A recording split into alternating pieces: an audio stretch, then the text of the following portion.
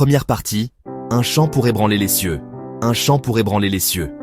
Écoutez, écoutez le chant. Il appelle les cieux et la terre. C'est une voix qui résonne à travers les âges, une mélodie puissante conçue non seulement pour être entendue, mais pour être absorbée profondément dans l'âme.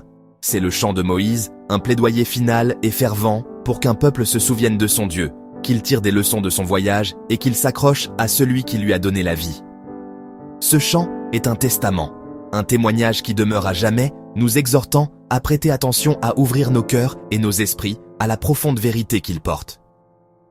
Deutéronome 32, versets 1 à 22, n'est pas seulement une collection de mots, c'est un poème sacré, un chant solennel, prononcé par Moïse au seuil de son propre départ de ce monde.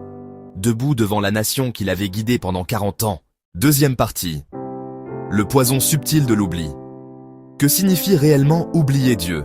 C'est une condition bien plus profonde qu'un oubli momentané ou une étourderie passagère. Oublier Dieu, c'est construire une vie où sa présence n'est plus une réalité consciente. C'est vivre comme s'il n'existait pas. Naviguer nos jours sans référence à sa guidance ou à sa volonté.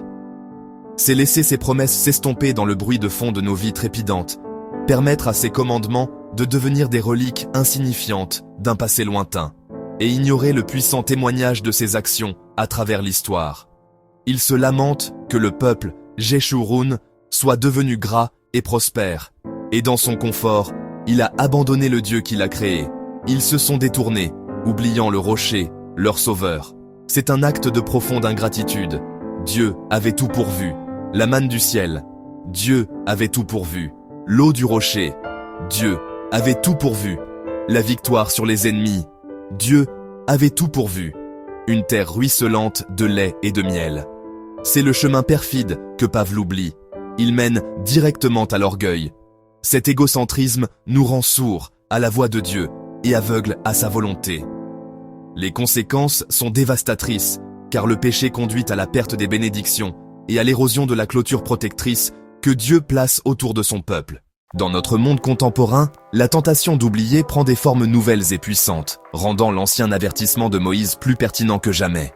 Nos journées sont méticuleusement programmées, remplies de travail, remplies de courses, remplies d'obligations sociales. Le barrage constant d'informations maintient nos cerveaux en stimulation perpétuelle. Dans ce tourbillon d'activités, la voix calme et tranquille de Dieu est facilement étouffée, et le simple fait de se souvenir de sa présence exige un effort délibéré et contre-culturel. Nous remplissons chaque instant libre, en faisant la queue, en navette ou même pendant les repas, avec la lueur numérique de nos smartphones. Au lieu de se rassembler pour partager des récits de foi, nous faisons défiler des fils d'images éphémères. Au lieu de méditer sur les Écritures, nous consommons du contenu de petite taille. Des nations entières peuvent progressivement oublier leurs racines spirituelles. Le chant de Moïse parle d'Israël, oubliant le rocher qui vous a engendré. Nous construisons nos vies sur les sables mouvants de la réussite et de l'accumulation, oubliant le seul vrai rocher qui offre une stabilité inébranlable. Les idoles ont peut-être changé, mais la tendance à oublier notre Créateur demeure. Pour combattre activement le déclin spirituel né de l'oubli, nous devons cultiver la discipline du souvenir. Voici 3 actions simples et pratiques. Premièrement, créer des signes visibles et des rappels audibles. Le chant de Moïse est plus qu'un récit historique, c'est une profonde leçon pour le cœur humain, nous exhortant à ne pas répéter les erreurs du passé. Nous sommes appelés à nous regarder dans le miroir de ce chant et à examiner nos propres cœurs avec honnêteté.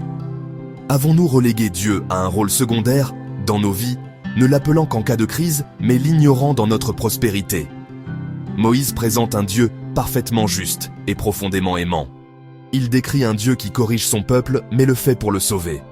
Le chant est une alarme forte et urgente, mais son ton sous-jacent est celui de la grâce.